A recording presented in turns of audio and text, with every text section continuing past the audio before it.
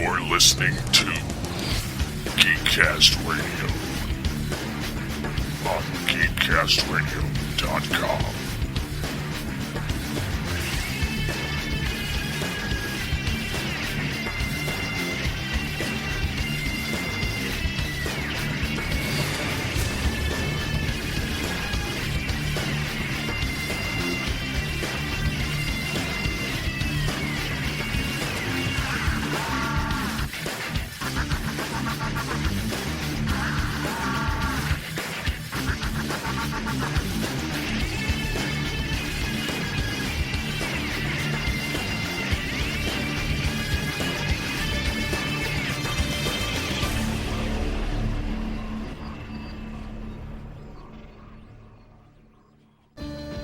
Where else but the Cartoon Network can you turn yourself into a monster, spend every afternoon with super adventurers, get the latest toon gossip, watch 3 hours straight of Daffy Duck, make Dino your pen pal, help dastardly find his stolen car, and win your own car just for helping, meet a new world premiere toon every single week, see your cat debut on TV, catch the latest in Japanimation, get your very own quiz, and that's just what I could fit into this spot. It's no secret, bub. The Cartoon Network's the best place for cartoons. The Cartoon Network gives you tunes day and night, but you still want more. Give me more! All right, you cartoon hogs. How about a 3-hour super chunk of one great toon star every Sunday? It's Super Chunk. Sundays at 4, only on the Cartoon Network. Do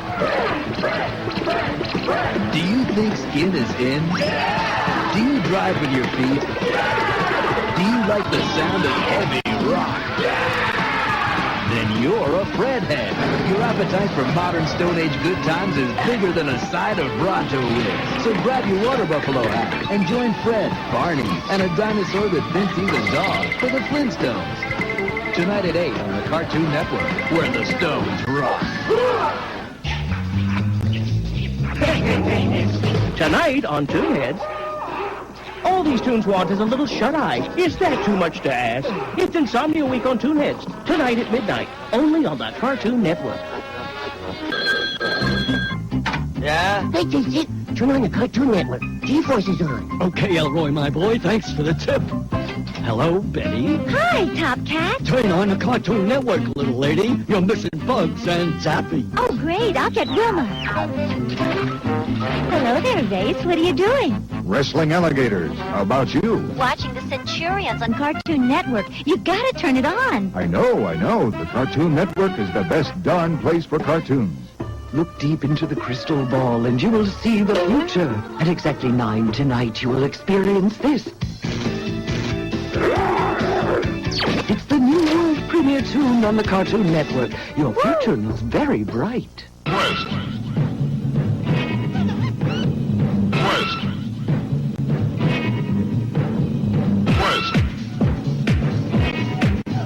Johnny Quest. Tonight at 6:30 on the Cartoon Network. It's time for 2 stupid pet tips from the Cartoon Network's newest stars, 2 Stupid Dogs. 1, never let your dog eat a can of cut the cheese canned cheese product. 2, watch 2 Stupid Dogs Saturday at 7 and 11 on the world's only Cartoon Network. It's time for As the World Tunes, tales of love and romance as only the Cartoon Network can tell them. Race Bannon, adventurer, father figure, and all-around good sport. His life was a tapestry with one thread missing, till she walked in from the past, the distant past. With her homespun warmth and primitive charm, this barefoot Contessa knew how to light a man's fire. But there was a problem. Barney, no, this Barney, a jealous husband with no neck and eyes that refused to dilate.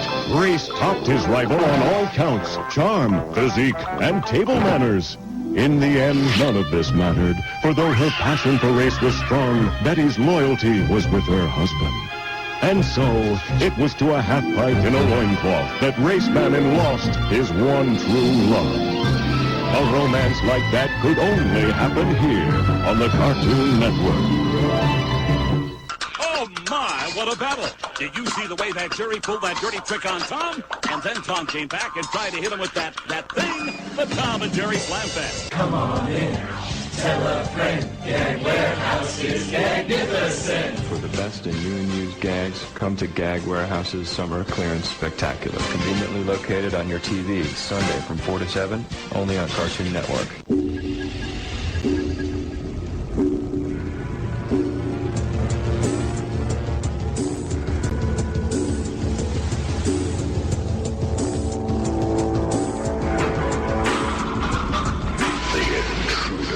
A week-long Toonami event where you affect the outcome.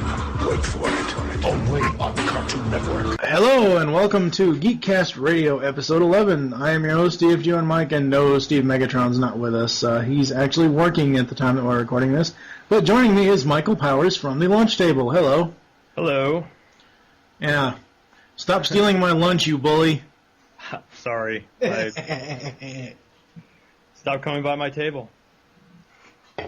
Get out of my cafeteria. This is my corner. You can have the corner, just give me the food. In this episode of Geekcast Radio, we are going to be talking about what I think is the decline of Cartoon Network. Now, when this thing first aired or first started up back in 1992 or whatever it was, which is kind of hard to believe it started that long ago. I remember when it started, but that, yeah. Yeah, it's had its ups and downs here recently, like the end of 2009, beginning of 2010.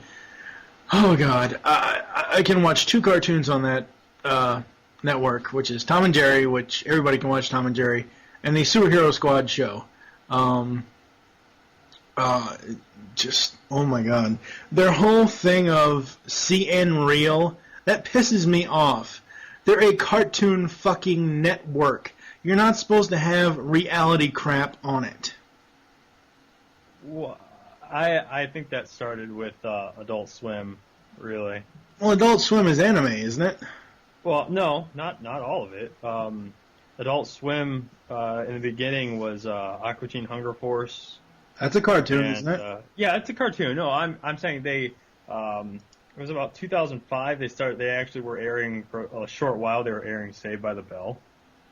And then go ahead. So there's a couple of other they dipped their big toe in the what can we put real TV on here and people will still watch, and then they kind of pushed the limits even further with Tim and Eric, which was basically flash animation done by taking pictures of real people and then making them look like blueprints.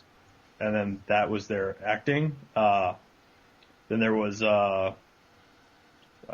they brought over something from Britain. I can't remember what it's called. I'm trying to look for it right now. But I think it started with Adult Swim, and then it's kind of started trickling down into their real, the actual cartoons.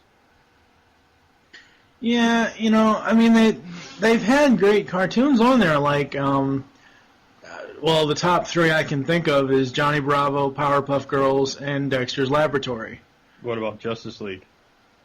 All right, well, I'm saying as far as the actual studio original. Okay. The actual Justice League is part of Warner Brothers Animation, so I mean that's just something that they brought to the network. I mean shows like that are awesome. I'm not saying anything bad about Justice League or anything like that, but I'm talking about like the shows that they created for their network, like Powerpuff Girls is on there, Dexter's Lab, Samurai Jack. Samurai Jack I never really get into, but okay. Fucking Courage the Cowardly Dog and just stuff like that. Honestly, I grew up a kid of the 80s. If cartoons weren't on like the big four or the big three, especially back in the early 80s before Fox even became a network, if cartoons weren't on there, I didn't watch them. There was no such thing as cable in my house for the most part. I think the only cable channel we ever had as far as like a premium service was HBO, which obviously Fraggle Rock, which Fraggle Rock is awesome. What? Yeah, no, Fraggle Rock. Totally agree with that. But, I never really paid attention to it, and then I started to, I think, 2005, 2006. I started paying attention to it again then when, oddly enough, I saw an episode of Justice League, and it was the episode in the unlimited version, the Once in Future thing, Part 1 and Part 2, and it was actually a rerun. It was late 2006 after they actually ended the series, and it was already in syndication. It was just, I was like, wait, what's this? Because I knew of Batman the Animated Series. I vaguely knew of Superman the Animated Series. I knew of Batman Beyond because I saw it when it was on Kids WB and all that stuff, but I don't know what Cartoon Network is thinking nowadays. I remember the first time I ever saw Cartoon Network, I remember hearing about it, it had to have been elementary school. Kids were talking about, oh, there's a cartoon channel. I remember just catching Centurions, Herculoid, God, I can't, so many more, I can't even think of them off the top of my head. I can't, I'd have to actually look at the list that's on the station. But I remember watching all that stuff and thinking it was like really great. And then it just kind of became a channel that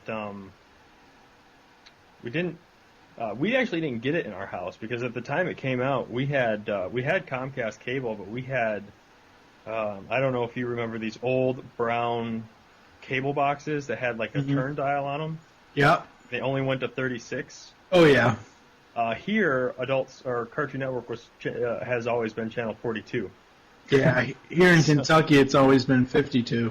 So we were never able to watch it at home, but you know, it's whenever I went over to a friend's house or something, you'd throw it on. One of the big shows that I remember really getting into was The New Adventures of Johnny Quest.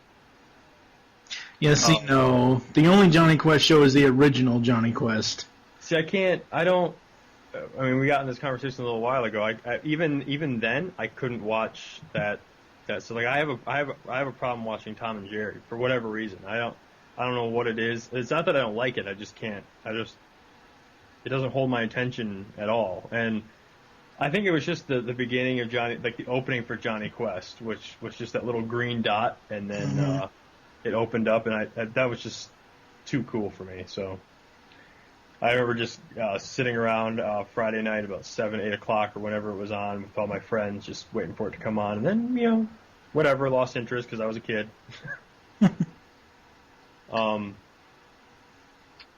But I didn't really start actually watching it until they started up the Adult Swim, which was 2001, I think, which was 2001, which was basically at the time just consisted of Aqua Teen Hunger Force, home movies, and a couple of anime shows, and that was I think it was on Saturday and Sunday nights is when it originally was. Yeah. Well, the home movies eventually became Sunday night with the flicks or whatever it is, where they show like I don't know, one of the Spider-Man movies or something like that. Oh no! Home movies is an actual TV show. Oh, was it? Yeah, it's actually pretty funny. It's about three grade school kids that spend all their time making home movies, but they like write out scripts, and you've got the director and the writer, and then they film these, and they just have this massive collection. But each show is like, oh, we're going on hiatus this week. Oh, we're doing a casting call for this. Oh, we're going on strike. But it's like, intermixed with all themselves, and the main character, Brendan, like takes it very seriously. Like the animation's kind of funky, but the humor in it was really funny. So yeah, I think where Cartoon Network really lost me on the main thing was when Transformers Animated got canceled, and then they started promoting all this CN Real bull crap. And you could say what you wanted, that it probably started with Adult Swim, but I don't know. It just doesn't. It just doesn't jive with me. This is a channel in a company, because it's, I believe the name of the company is the Cartoon Network Inc. or whatever it is, Incorporated or whatever. I don't know. But it's one of those things where they just completely lost me as a viewer for the most part because, first of all, the cartoons they're showing now suck. They just do. It's just not my cup of tea as far as cartoons goes. I don't know. It's just weird. They should have never gotten rid of Toonami. I don't think they had. I'm kind of surprised they got rid of it because they still run the edgy teenage programming in the same time slot. I'm actually kind of surprised they got rid of it. I mean, in fact, the stuff that they run now is a little edgier than the stuff they were running. Because I remember it used to be Yu-Gi-Oh, Ninja Turtles, and something else in the Toonami block, and then they got rid of the Toonami block and they got stuff like Total Drama Island and stuff like that, which was. It's like, if you're running the same kind of programming in the same block, why get rid of it altogether? But well, Total Drama Island and Total Drama Action, they're okay because they're pretty much spoofing all reality TV. Yes. And I think that's funny as hell. But, the rest of it, outside of that and outside of, like I said before, the Superhero Squad show and, of course, Tom and Jerry, I really can't watch any stuff. But, I mean, on Toonami, you got stuff like Cats and Voltron, in the East, and Reboot, the Justice League shows, Batman the Animated Series, Superman the Animated Series, Batman Beyond. I mean, all these great cartoons, and yet they close and then they shut the damn thing down. I didn't know that Big O was originally on Toonami. Yep.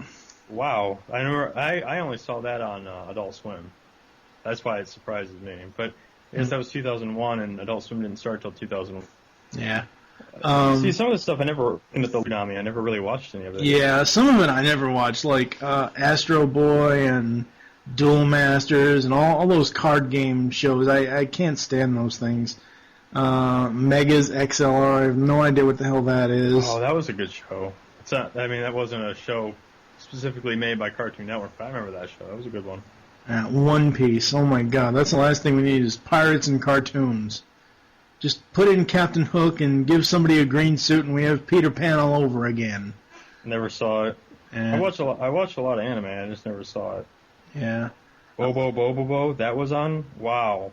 I can't believe that was on. Probably a lot of this though. Looking at it's probably heavily edited. It probably is. Yeah. The only ones that aren't really edited are like I said, the Justice League stuff. To edit out of those. The Transformers stuff probably isn't edited, I don't think, unless it's for time, or I don't think it would be edited for content. I'm pretty sure anything American made or made for like the American television in the first place was not heavily edited.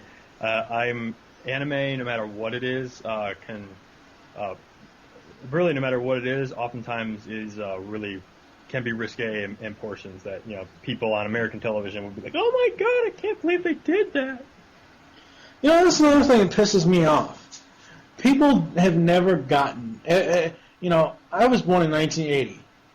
I grew up watching G.I. Joe, Transformers, Mask, Thundercats, Voltron, Silverhawks, kind of, stuff like that. Turtles. Yep. I never once ever wanted to become violent from seeing these cartoons. I knew the difference between the fact that it's just a show and it's fake, and that it isn't real.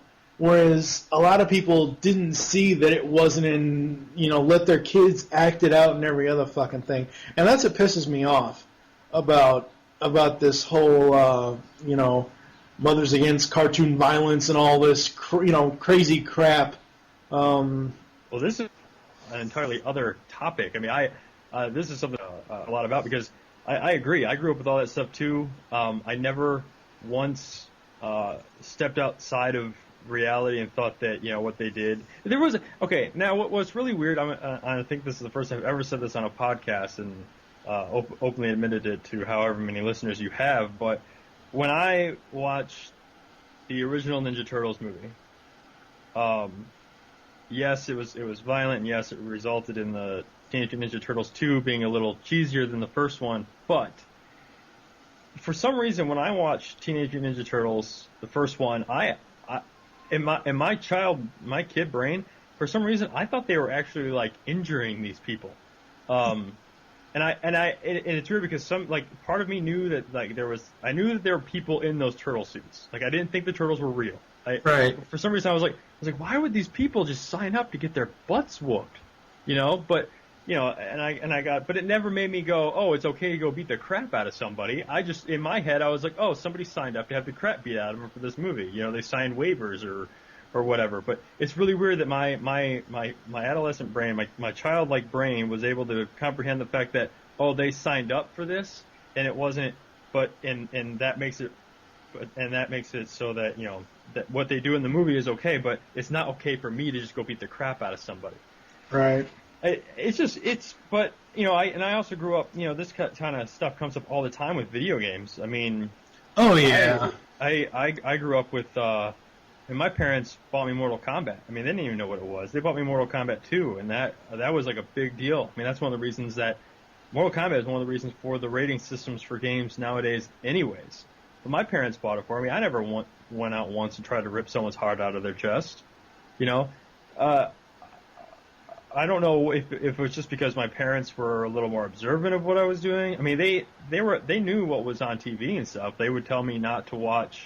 They actually told me not to watch The Simpsons, and to this day, I've seen a couple episodes of The Simpsons, and I absolutely hate it. But maybe they saved me from watching it from the beginning. When like most people, they watch a show and it becomes like their ritual to watch that show. It's kind of like how many people are still watching The Simpsons because it's their Sunday night ritual, versus watching it because it's actually good or not good or whatever. Like, The Simpsons is a completely other topic that, I mean, I'll say this, my stepmother didn't want me to watch it, but I watched it anyway because I never really found The Simpsons. At first, it was one of those craze things where it was like, oh, it's so popular at the time, and, Simpsons Mania was everywhere, 90, 91, 92, everywhere. Right. There was Bart Simpson t-shirts, Bart Simpson video games, Simpsons clothes, pajamas, mugs, suitcases, just everywhere. The first, I would say about 5, 6, maybe 7 seasons of that show are okay, and they are actually good, but nowadays, that show sucks.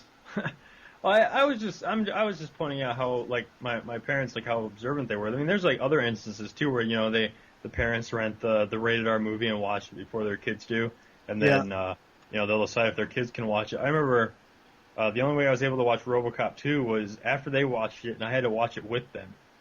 And there was one scene in that movie. I mean, I know what the scene is, but there was one scene in that movie that they told me not to watch it. They told me to close my eyes, and honest to God, to this day, I've watched that movie maybe 3 or 4 times since then on my own. Have not watched that scene.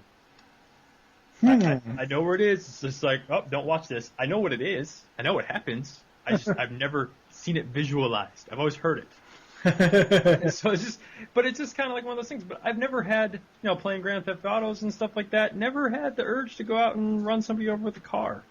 No cartoon ever gave me. I mean, cartoons, they gave me the ability to, I guess, they inspire my imagination. Go outside and play with the neighborhood kids and pretend to be your favorite character, but don't kill anybody.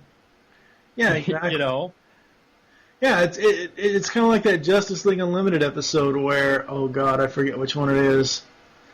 It's the one with really, really random characters. Shining Knight, Vigilante, oh God, it's like all the B characters from the Unlimited part where, I think it was the episode where Eileen gets turned into a monster. Yeah, I know what you're talking about now. It's where the kids don't know who these superheroes are. Right, exactly. And then by the end, they're all having these plastic swords saying, oh, I'm Shining Knight, or no, I'm Vigilante. Yeah. It's that type of thing where it's like, yeah, you can go out with, plastic things.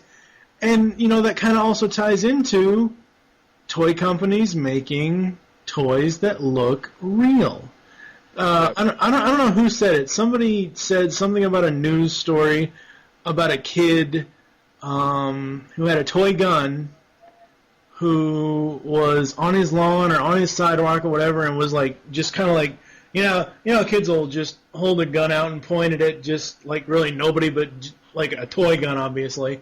But yeah. And they'll just like run around in circles. Well, apparently, a police officer was driving by then, thought the kid had a real gun, ended up shooting the kid, and it turned out to be a toy gun.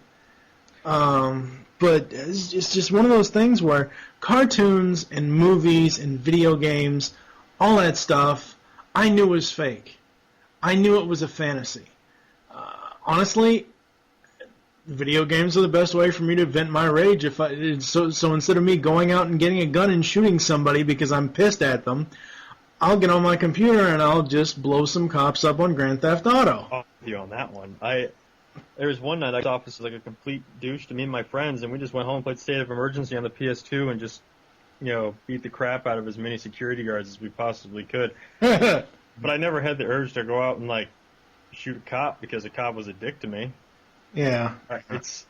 I don't understand why all of a sudden but this has been ongoing. It's sort of like with music back in like the 60s and 70s, and then it's kind of like for a little while it was movies, and then my big complaint with the censorship and all this stuff is like, it's okay to see somebody being decapitated or gutted or however much gore you want to put in something, but God forbid you see a set of boobs on TV. Oh my God, that is the thing that sets me off the most. And it makes me sound like a pervert, but come on.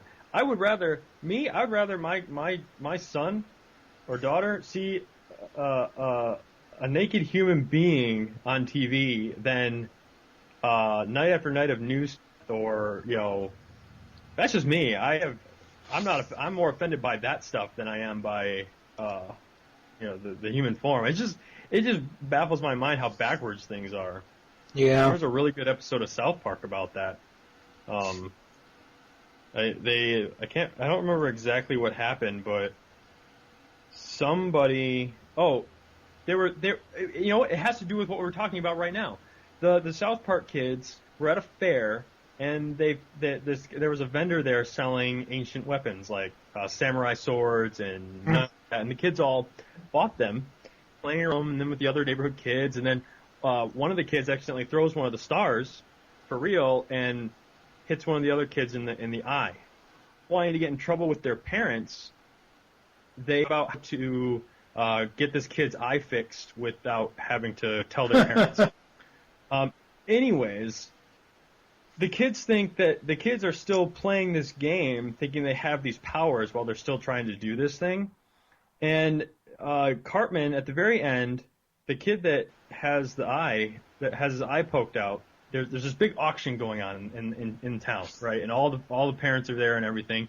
Well, the kid that's got a Chinese star stuck in his eye walks up on stage, and they're like, all the parents are like, ugh. And then like Cartman, he's like, I have the power of invincibility. I'll go up there and get the kid off the stage, right? So Cartman strips down naked and goes and walks across the stage. Well, he's thinking he's invisible, God. Right? But he's not. And what's really funny is the next scene, they're holding a town hall, and it's not about the kid getting his eye poked out. It's about Cartman being naked. Naked on stage. And I'm like, that is fucked up. But that's the way our society is. Oh my God, it's a naked child or a naked anything versus the guy that's got a Chinese star stuck in his eye. That's the worst thing. I was like, wow, that was a great way to capture that whole thing, because that's how kids are. They'll I remember they weren't. I'm not going to say my childhood was accidentless, acting like the superheroes from Marvel Comics and DC and stuff. I mean, I did my fair share of stupid stuff. But my parents never turned around and blamed the media or the shows that I was watching. Yeah, it's getting back to Cartoon Network. I don't know. It's just one of those things where I don't like where they're going. No, it seems to be a lot more PC. Well, it's not even so much PC. It's more to the point of they're alienating their older audience. Like they're shoving all of us over onto Boomerang. Now, Boomerang, I love Boomerang. The Boomerang channel, that's awesome because it has all the classic cartoons that are no longer showing on Cartoon Network. Like, well, Tom and Jerry still shows on Cartoon Network, but like Tom and Jerry, Flintstones, Jetsons, all the classic cartoons. And it also has Cartoon Network's, some of their original series like Powerpuff Girls, Dexter's Lab, and some of their earlier stuff. I love that part of Cartoon Network, but the Cartoon Network channel in general, it just saddens me every time I hear a commercial for their CN Real show, Destroy, Build, Destroy. Oh my God, I want to just, my eye is just like going to pop out of my head. Just like, Jesus fucking Christ. That's the best you can fucking do? Oh God. Well, the last, besides the last show I watched on there was Total Drama Island. The one I really, really, really enjoyed before that was So you can't even think about it. It's been so. Have you seen that? Because it's not here anymore. Yeah. But I remember watching that show. The writing was so witty. I mean, recording some of those shows on TiVo, I could literally rewind stuff for like 10 minutes. At some of the stuff that was in there, and it's kind of like the writing was kind of Pixar-ish, where they've got the innuendo in there, but it's very kid-oriented stuff. So it's like, yeah, you can, they were able to air it at like 3, 4, 5 p.m. But if you were, an adult and you were home at 3, 4, 5 p.m., you could watch that and laugh your ass off. What show was this again? For Foster's Home for Imaginary Friends. Oh yeah. But that it's got the same writing as that came from Greg McCracken. Yeah, Craig McCracken. Yeah, same writing as like Powerpuff Girls and Dexter's Lab and stuff like that. Yeah. I'm kind of I'm not really. I mean, they're 3 totally different shows, but I'm kind of surprised that you like Powerpuff Girls and Dexter's Lab, but you were never able to get into Samurai Jack. It's anime. It's not any more anime than Powerpuff Girls. No, Samurai Jack is the closest to anime that I can think of on Cartoon Network that I would actually watch. And, Well, I have to disagree with you there. I think Justice League is closer to anime than Okay, you're nuts. Samurai Jack. Justice League is nowhere near anime. Do you think Avatar: The Last Airbender is anime? It is. It just is. Justice League is not anime. Justice League is along the same lines as Superman the Animated Series, Batman the Animated Series. Same animators, same people that created that show. It's same animators, but, The Last Airbender is made in Canada. So how is that anime? Well, I didn't say it was Japanime. I just said it was anime. I mean, we can have anime anywhere. That's why I'm. I don't know. That's another discussion some other time maybe. I guess, but Samurai Jack isn't anime to me. It's no more. The animation is the same as what you would see in Foster's or Powerpuff Girls or. I'm not saying it wasn't inspired by. Like the action sequences in it are inspired by, but the art and stuff is not any more or less anime than Powerpuff Girls or Dexter's Lab. Mm. What's really funny though is I can watch Powerpuff Girls and Dexter's Lab, and that is the style of anime that I actually hate. The one where they do like the little teary eye or they do the emoticon next to the person's face when they get enraged or whatever, or like even Teen Titans was very. I hate Teen Titans. I hate Teen Titans. That's funny because it was produced by Bruce Timm. No, actually, he's the executive producer on a lot of the shows. There was a couple where he had nothing to do with them. I'm watching the series now. He's actually executive producer on quite a few. No, I'm not saying he's not, but there were a few where he was not at all in any way, shape, or form attached to them. Like, the only reason why Static Shock and Zeta are in the DC animated universe is because they tied it in And Justice League. I'm not saying that Teen Titans is part of the DCAU. It's the same guy. Yeah.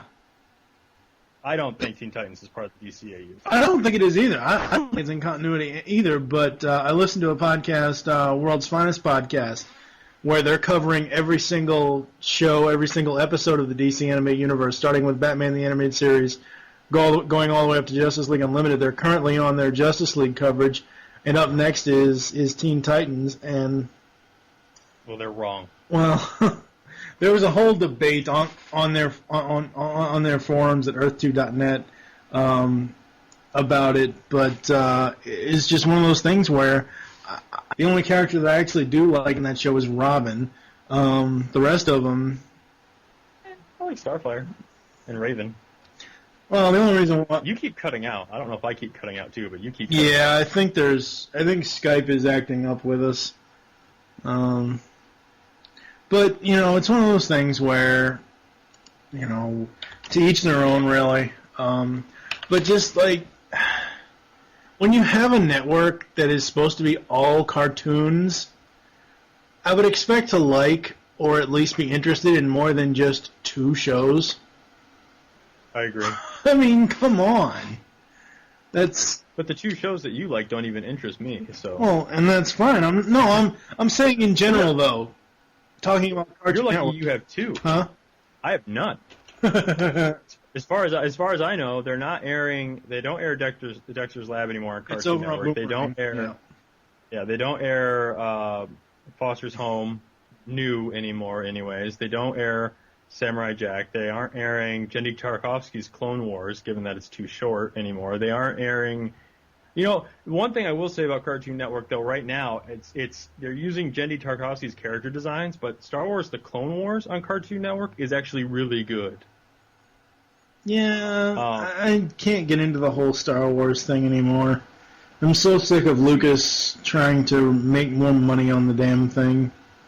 It's not him that's doing it, though. That's the great part. It's not. He has. I mean, I'm not sure how much say he has in what goes on, but I don't know either. But it's his characters from his books and from his movies, and it bears the Star Wars name. And I'm sure Lucas Films or Lucas Arts or whatever is involved somehow. So yeah, no.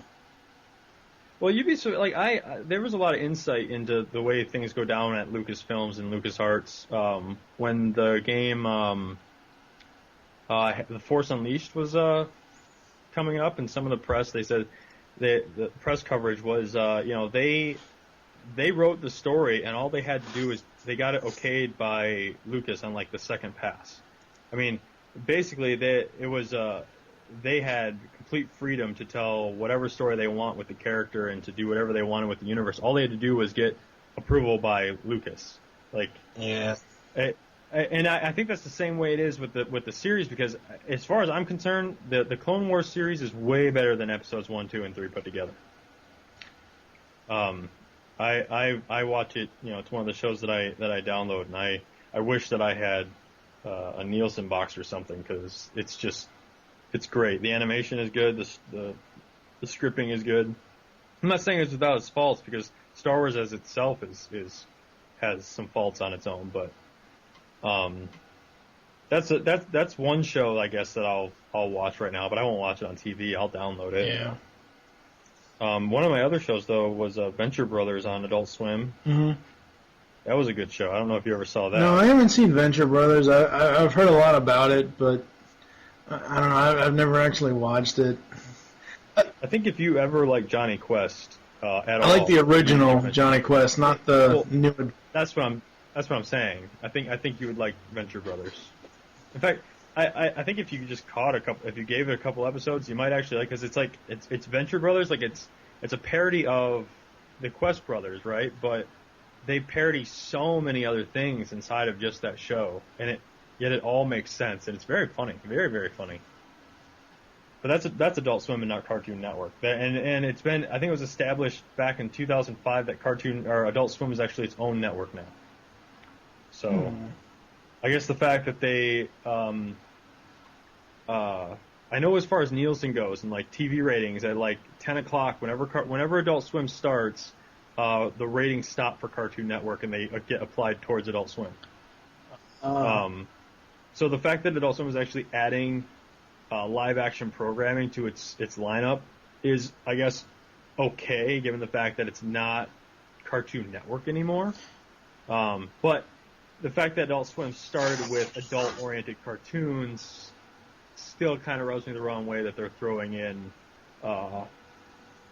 live-action stuff. And I think that's where the difference is. Like the opinions you have about Cartoon Network, I think I have the same opinions about Adult Swim. I don't really care for Cartoon Network. I haven't for a long time.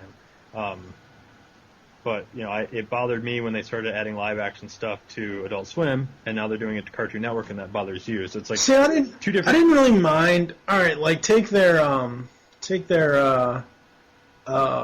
flick picks or Sunday night flicks or whatever the hell it is, where, like I was saying earlier, they show one movie every Sunday night at 7 p.m., whether it be Spider-Man 2, whether it be Race from Witch Mountain, or whatever. I don't mind that if it's like once a week, but they have an entire night. I've said it before and I'll say it again. It's for cartoons, not live-action bullshit. Well, what I really miss about Cartoon Network, and they haven't had this for a long time.